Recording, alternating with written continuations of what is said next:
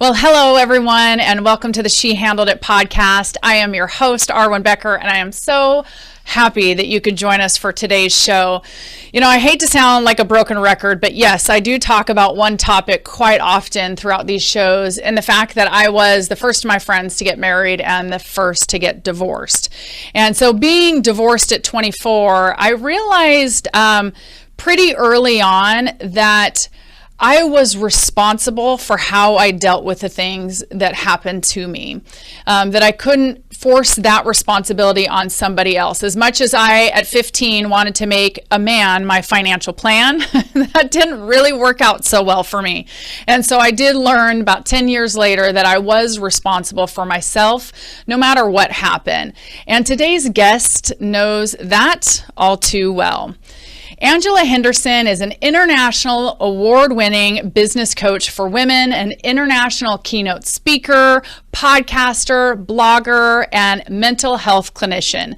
She helps women get all the pieces in place to have consistent 5-figure months without burning out in the process. That's the important part. Ange helps women unpack and overcome their inner challenges to improve their external results. Some people call that her superpower. She calls it experience. But something that likely makes her even more proud is that she is the adoring mother to Finley and Chloe. Ange, welcome to the show. Hey, lovely to be here today. Well, from all the way across the world and a day ahead of me, welcome. I'm so happy to have you. Super excited to be here. So before we launch into today's topic, why don't you tell me the song that you chose to go on our Overcomer playlist, and why did you choose it? Yeah, so I was binge watching American Idol. Yes, American Idol a few weeks ago here in Australia. And there's a beautiful lady by the name of, her name is Jane, but when she sings, she goes by Nightbird. And this lady just took the presence of stage and she was calm and collective. And they were talking about what does she do? And she's just like, it's okay. Life's okay. And then they said, well, have you been singing? And is that what your career is? And she says, no, actually, I've been taking the last year off for cancer. And the, everyone kind of goes really quiet and they just like look at her. And what she talks about in this song is it's okay. And ultimately what she's saying is that we're all a little lost. And it's okay, and she's like, and then she goes on to, if we're lost, we're all a little lost and it's all right. And then she goes, it's okay. It's okay. It's okay. It's like, we're lost. It's, again, we're all a little lost. And I really resonated with this because in a time and in a world where we are conditioned that everything is supposed to be okay, she's actually challenged it to say, actually, it's okay if you're not okay, because we're all just a little lost. And, I shared this on a podcast, my own podcast, and I shared this inside my Facebook group, and other people are like, she's like, oh my goodness, at least someone has said it. We're okay. And so that is the song that I think it's important, is a song by Nightbird called It's Okay, and understanding that, again, we're ultimately all a little lost, but it will be all right. So yeah, amen to that. That's good. I can't wait to pull that one up because I haven't heard that. Well, at least I don't know that I've heard that, so I'm looking forward to hearing that. Well, you have quite a story, and I'm really looking forward to having you unpack it a little bit, because it's really the essence of what I opened with, in that you really realized through the last number of years with a number of things that happened to you that personal responsibility was still a big part of what you needed to do. So why don't you take us back? What has happened in the last number of years?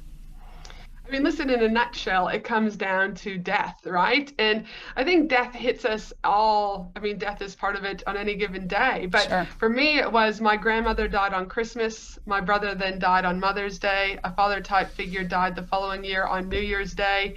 A business acquaintance died 14 days after that. And just recently, a high school best friend died at the age of 40, right?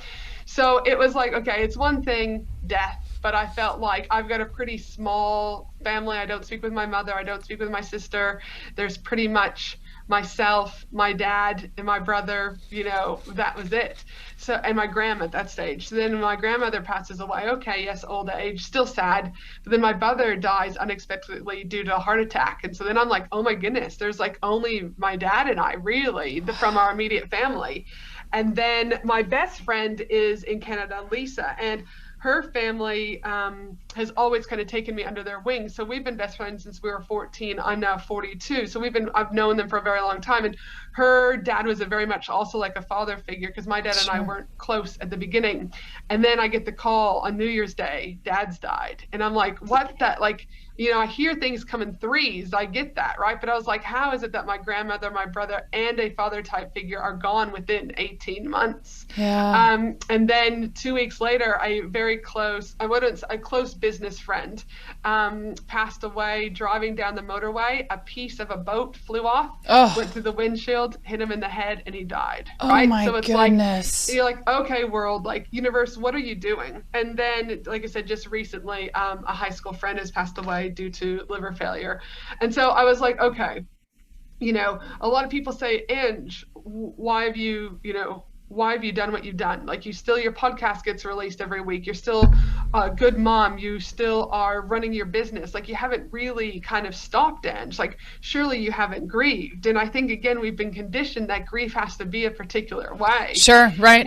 And my thing is, yes, I still grieve. I can be driving and a song will come on out of nowhere and the grief will hit. So I still allow the grief to come. But we can't change what's already done. So I've always just been around that essence is it's your life, your responsibility.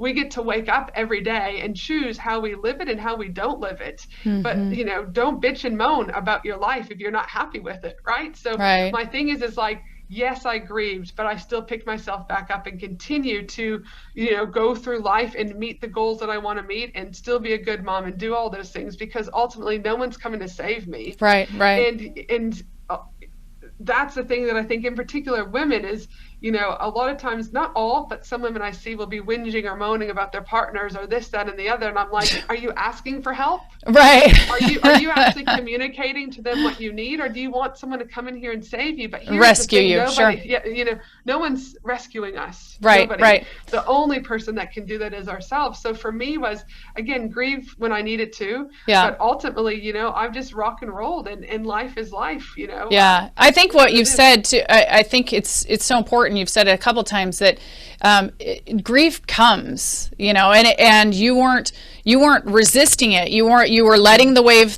come through instead of what so many of us try to do, which is shut it down because we don't want to feel it. Mm-hmm. And so allowing that grief wave to come through, and it is different for everybody. That's the thing. I read a book years ago called A Grace Disguised, and I've brought it up a couple of times because it was such a significant point that the author was making when that A Grace Disguised was about overcoming grief, and he was writing through his own grief in that he lost his wife, his daughter, and his mother in a head-on car accident all in one moment that he was in and their other children were in. And he just said, you can't grief is not something to compare. It's like, I'm sure a lot of people will hear your story and go, oh God, I don't think I could handle that. What choice do you have? You don't have a choice.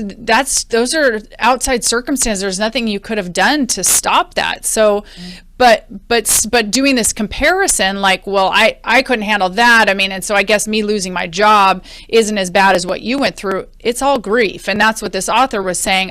He hadn't dealt with a divorce, never knew what that was like. He just lost his wife in a head-on car collision, never knew what it was to have cancer ravage a family member or something like that. And so I think that that's just an important component to pull out, because you've said it a couple of times, because I think that is really valuable. And I think you mentioned the word loss.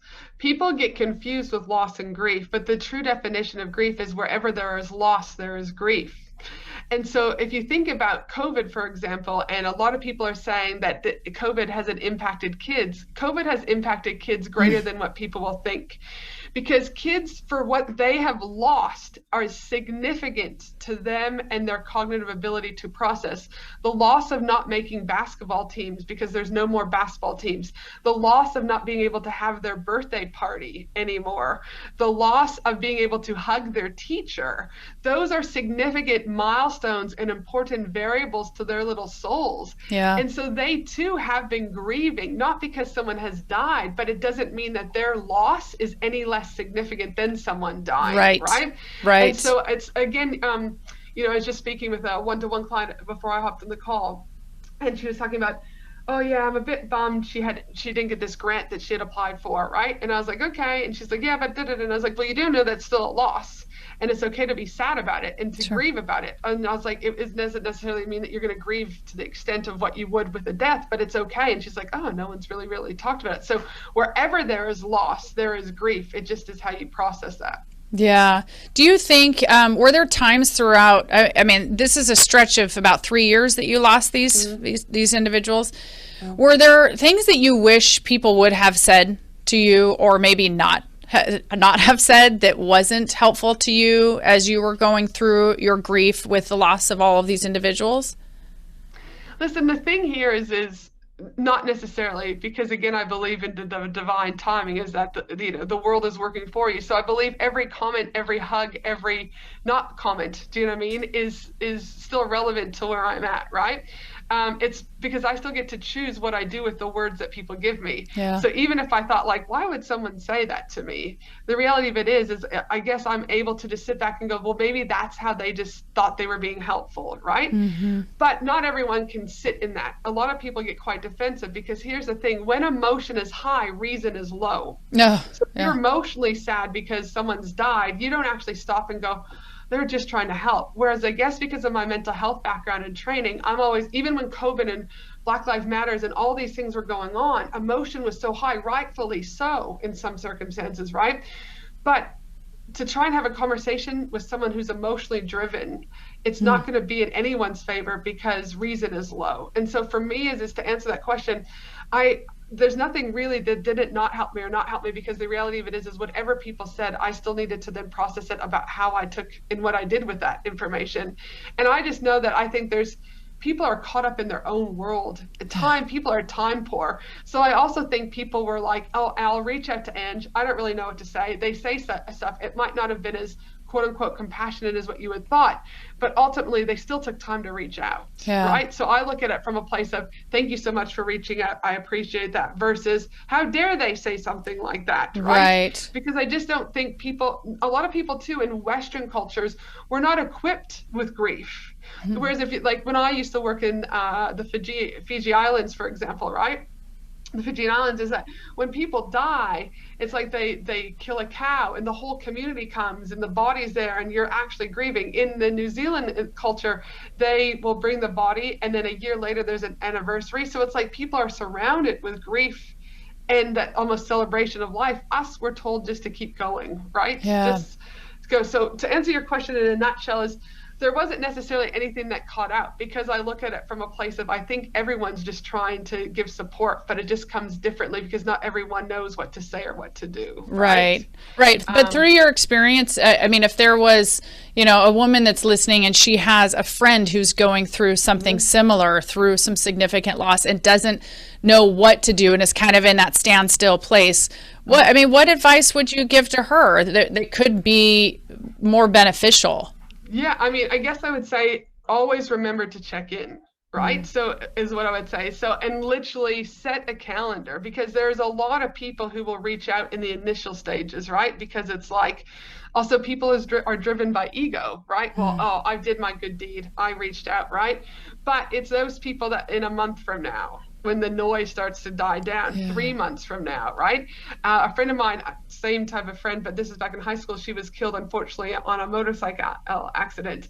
And that was what the mom said, continue to reach out, right? And so the thing is because grief comes in waves, and because we, Western culture compartmentalizes grief, I would say reach out to that person a month from now, 6 months from now, and a year from now, right? And just ask them, hey, just checking in, how are you?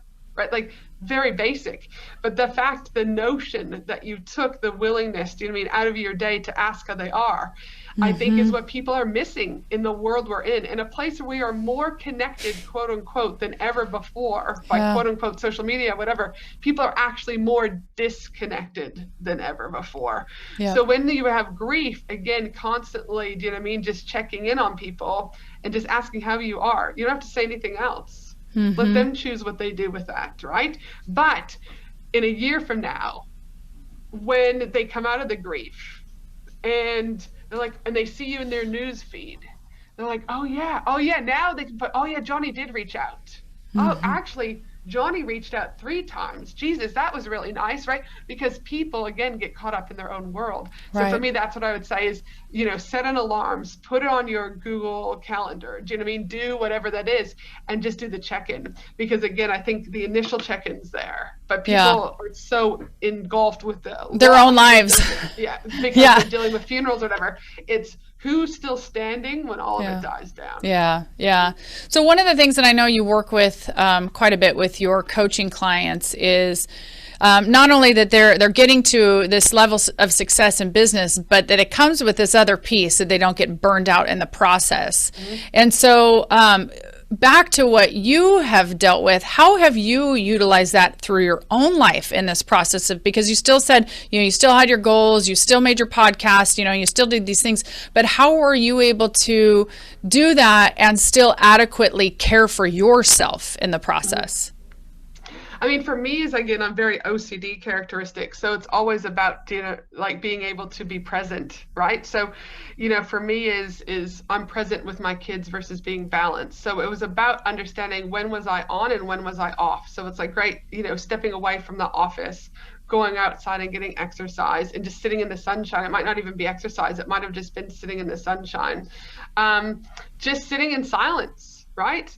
Is sometimes it's the best thing that you can do from a state of meditation. But I'm not saying go and meditate, but just sit and be with your thoughts, right? So those are the things that I would do to avoid it. Now, during all of this, I should also add as a caveat, I was still working full time at the very beginning of it as a mental health clinician.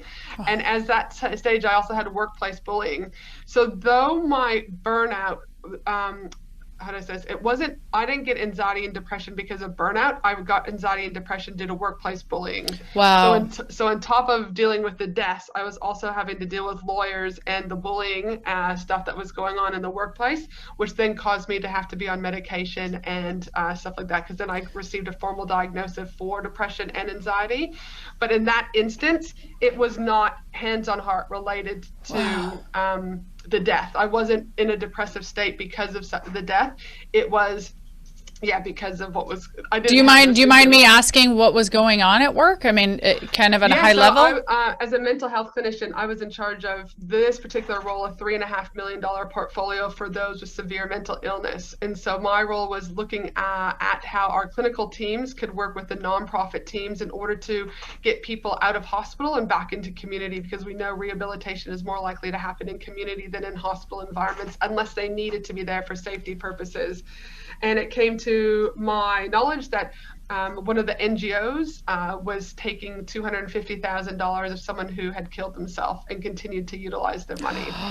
And so I had reported that to head management, and head management basically told me to be quiet. And I said, I can't lay my head on my pillow knowing that an agency is using tax government money in order to still fund their business when they. Oh my God, totally gives me goosebumps. So that for me is when I got a lawyer involved, and I said, if this hits media, I want to cover myself because I have disclosed this to upper management and they're choosing not to do anything. But B, this isn't okay. This is not how you utilize funds to help those with mental health. So the lawyer said, you do know as soon as we send this letter, you're going to have an X on your back. Yeah. I said, I'm fine because it's the right thing to do and I have a voice. And so for that person who unfortunately has passed away, he doesn't have a voice to be able to do anything about it. And I do it in my role. It's my responsibility to advocate for people who don't have a voice. Yeah. So I did, and sure enough, as soon as the letter got sent, it was, I'd been in that role for 5 years, and I was getting pulled into the office going, oh, your dress attire is inappropriate. But I'm like, I've been wearing the same outfit for 5 years, right? So they were trying to get me, oh, Ange, why were you 10 minutes late? Right. Why did you go on the internet and look at something that wasn't work related on your lunch break? Like every little bit they were trying, do you know what I mean? To just they kept picking. And then I just started taking, sick days, because I was like, I just need to have a day off. And then those sick days turned into more. And then that's when I was off on long service leave, etc. So in addition to dealing with the deaths, I was still working. And so, so that's where, so I've been in remission now for 2 years.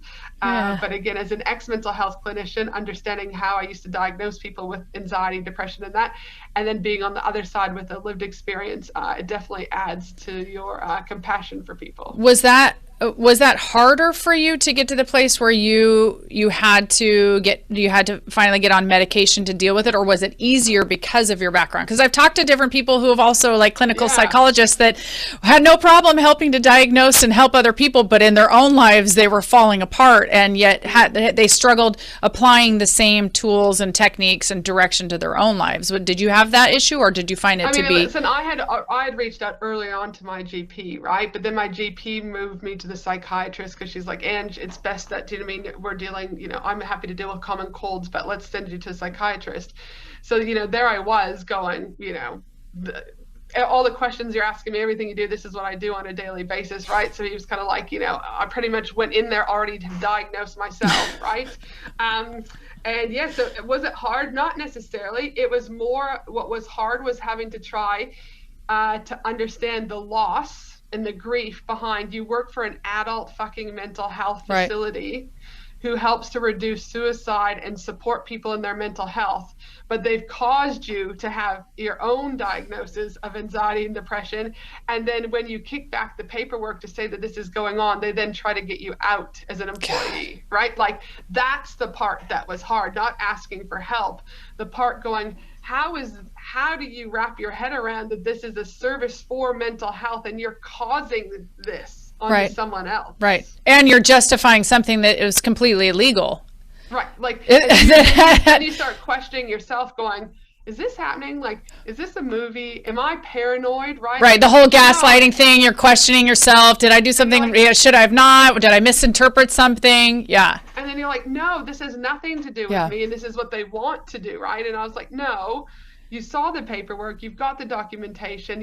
I had like 80 something emails that the lawyers received. Right. Because I made sure I had everything printed before I left. Right. So, that was probably the harder. It wasn't so much asking for help. It was trying to process how an organization who works with adult mental health does this to one of their own. That was Oh, gosh, I imagine it was. And how long until you were, is that process over? Are you on the other side of that? Yeah, so then what happens is in Australia, under the laws, I refuse to give my medical records. Again, I'm not dumb. Once you give your records to your workplace, it's not one person has it. It's whoever they want to show those records to. So I had refused to give my medical records over. And because of that, they can do a thing in Australia called ill retire. So they ill retired me because I, quote unquote, wouldn't cooperate with giving them what they wanted. And I was happy to be ill retired because I refused my medical records to be given to a workplace. I just refuse, from a privacy perspective. And also that's on your record. Do you know what I mean? If I ever want to go back and I was like, no. So, so then they said, hey, technically they then made it out like because I refused to cooperate. No, it was because I had a choice. I didn't want you to have my records. They then have a loophole to ill retire. So then so that's wrapped up a few years. Yeah. 2.5 But like you said at the beginning, all of these things that happen in your life, that they work together for a greater good, and that there's purpose behind them. And obviously you're finding yourself on the other side and continuing to uncover what the purpose was specific to that incident. I mean, listen, I believe I'm a better business consultant, because of my background of being a mental health clinician, but also have gone through that, right? I also leverage my voice for mental health, not only as a clinician, but as a lived experience. So any slide deck and any presentation I do as a keynote speaker or at a summit or whatever, there's a slide that goes black. And I said, some of you might be thinking that this is the screen of death, but the thing is if you're going to learn from me, you're not only going to learn that I'm a mother and I've ran 2 multi-6-figure businesses, but you're also going to learn that I have suffered from anxiety and depression. And though I am in remission, it is important that we break down the stigma around mental health, specifically women in entrepreneurship. So I leveraged my story about that. I don't like to dwell on the past because, again, the past is the past, but what can we do to change the future? So how breaking down, you have a heart attack, you go to the doctor, you break your leg, you go and get a cast, but God forbid we go and get help for mental health. So I'm very much about how do I amplify my starts to make a bigger impact. So good. Oh, so many women need to hear that. So many people need to hear that, but especially women, because we often take care of everybody else, but we're not very good at taking care of ourselves. And just like you said, there is such a stigma around mental health. And same thing in the States. I mean, we see the same thing. I had a friend who committed suicide. He was my age. He was in his mid 40s, teenagers at home. And everybody was just in an absolute tailspin because we couldn't figure out what to do to help him, how it was going. I mean, it's just the whole thing. So I just commend you for utilizing your own personal experience to be able to encourage women to get on the other side of their own, because we come up to those moments in life at all different times throughout our life, and feeling like we're crazy, feeling like we're the only one, that nobody can relate to it. And yet it's shocking. And that's what I've loved about this podcast, is when you talk to women who have gone through things, it's amazing how many women are going, yeah, hand up, that's me. I totally went through that too. Oh my gosh, I went through it too. Oh my gosh, I went through that too. And then you find that you aren't alone in that. And that's such an important component. And so for you to be able to offer that to women, that's really, really valuable. So what would you say in these last number of years, going through, a lot of loss, a lot of hurt, and a lot of struggle, what would you say are the three biggest things that you took away from that experience? Yeah, I mean, I would still say number one is your life, your responsibility, right? Is what I would say. I would say is there's always opportunity if you choose to look for opportunity, and the importance of daily gratitude. There's always something to be grateful for on any given day. Mm-hmm. Yep, that's for sure. Do you have a gratitude journal or something like that you do as a specific practice? I don't do a gratitude journal per se, but every night before I go to bed, the last thing I do is list 3 things or say in my mind that I'm grateful for. So again, we know that as you start to go into those, sleep stages and things like that, how it solidifies and helps, positively from a brain perspective. So it's the last 3 things I say before I go to bed at night. Oh, that's so good. Do you do it with your kids? Yeah, so my kids, we always talk about, what's the one thing you're grateful for? Our dog we have a British bulldog that we got a year ago. Her name is Grateful. And so my thought is if they have to call her grateful 80 times a day, that hopefully by the time they're adults that they understand the importance of gratitude. So our dog is called Grateful. And they practice, what one thing they are grateful for each day. And then we also end on an affirmation of I am amazing and I am loved. So, yes. Oh, that's so good. What a good mom. I knew you were a good mom. How old are your kids, by the way? Finley will be 12 at time of recording in just a couple of weeks, and Chloe Glenella will be 9 in January. Oh, that's just wonderful. Oh, what day is Finley's birthday? August 25th. I'm the 18th, so you said in a couple of weeks. So I was like, maybe we're pretty close, the August birthday. So what would you say is the best pieces? So it's our rapid fire 3 questions. You ready? Mm-hmm. All right. So the best piece of financial wisdom you've been given? I mean, financial wisdom, there's a lot of them, but the one that I've recently implemented, and I wish that I would have done it earlier, is through a modality called Profit First. And Profit First allows you to be able to better control your finances and into these buckets of money. So whatever money comes in, you then distribute them into, for me, a profit fund and operations expenses in this. And it's just over the last 6 weeks of just even doing that. Even though I'd heard about it, I'd never implemented, and then I finally did it, and I was like, oh my gosh, this is a game changer, because you actually have better control and can better see where your funds are going. So it's not like just opening up another savings account. There is a method to it. So I'd encourage women to look up the book Profit First by Michael Malinsky, I think his name is. It is really eye-opener, and again, allowing women the opportunity to have better control and understanding of their financial situation. That's good. Really good. Do you have another book that you want to share? A book that you like and why, other than that one? Yeah, so another book that I absolutely love, and it's not just about business, but it can be also about life, is the book called The Go-Giver by Bob Berg and John David Mann. They talk about the 5 laws of stratospheric success, and as I'm looking at the book, just trying to find it, but they talk about the 5 laws of stratospheric success, and really it was an eye-opener about the importance of just adding value to either business and life. They talk about the law of value. Your true worth is determined by how much more you give in value than you take in payment. So it's not not just payment as in a business payment, but just, what are you looking for as a transaction in life any given day? The law of compensation, your income is determined by how many people you serve and how well you serve them. The law of influence, your influence is determined by how abundantly you place other people's interests first. The law of authenticity, the most valuable gift you have is to offer yourself. And the law of receptivity, the key to effective giving is to stay open to receiving. So for me, it's just a really daily reminder that in the world we live in, when things are out of our control, is that you can still always be kind and you can still always show value to any person down the road, in front of you at the supermarket, in the car. And if you lead with value, how can your life be filled with profit from a business point of view, but just from goodness? And I do believe what goes around comes around. So just that leading with value. Absolutely. We say we have one mission, and that's to leave you better. That's what we run our life and our company on, because if that is the only task that you're trying to do, and it's not to receive something from somebody or get the next sale or whatever it is, just to be able to leave somebody better than you found them, just like you said, everything else falls in line. It always does. And that's a great book. And it's actually a pretty simple read. It's not too long. So I definitely would recommend that one as well. So how can everybody, favorite quote. Last one. What's your favorite quote? Is conversations equal connections would equal conversions.